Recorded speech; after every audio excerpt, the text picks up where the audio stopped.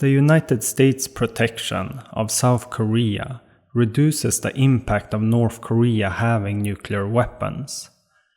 On the Korean peninsula, only North Korea has the world's most powerful bomb, the nuclear bomb, and North Korea is projecting an exponential increase of its nuclear arsenal. South Korea has not created their own nuclear bomb in response, in large part because of the protection from the United States with its 5,244 nuclear bombs.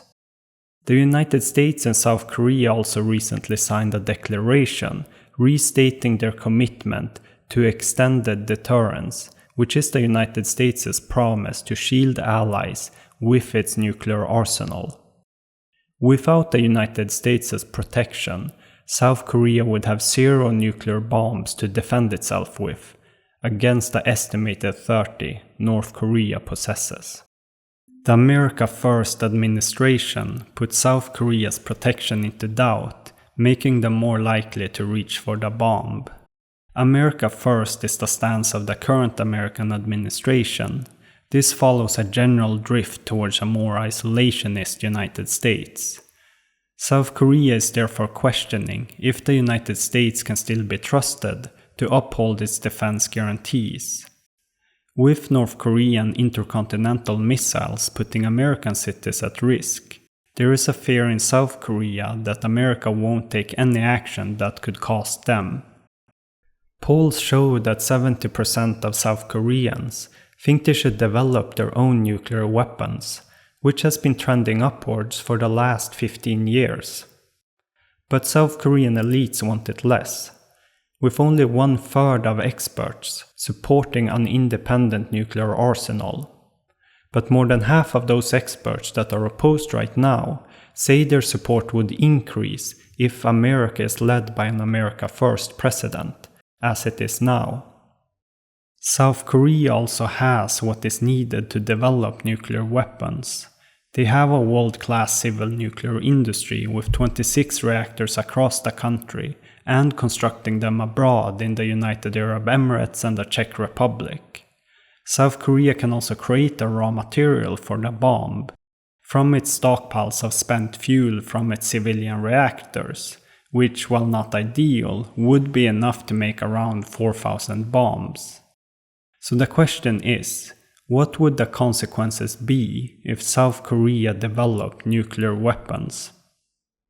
Economic and political pressure would be immediate responses which would hurt South Korea's export-heavy economy. If looking at the whole landscape of consequences in the short to mid-term, there are some potential costs and some potential upsides.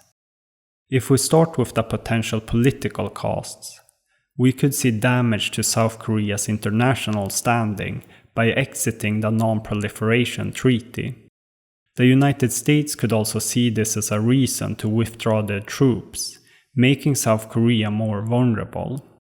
It could also trigger threats of aggression or outright aggression from North Korea, China, and Russia. We could also see an increase in nuclear proliferation, with Japan following in South Korea's steps.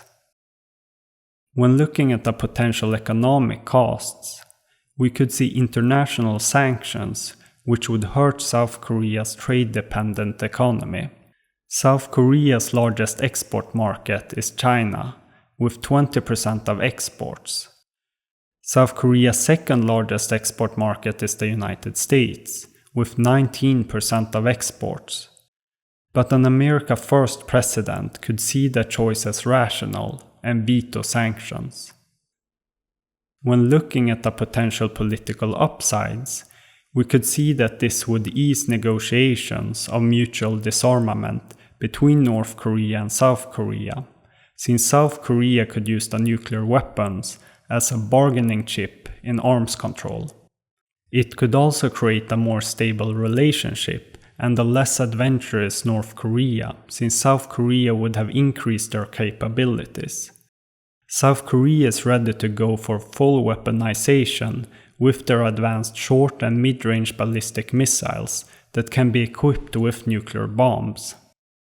It could also reduce uncertainty by being less dependent on the United States.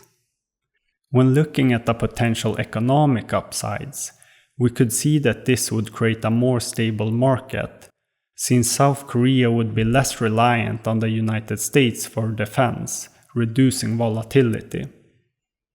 South Korea would need to weigh these potential costs and upsides before deciding if to reach for the bomb.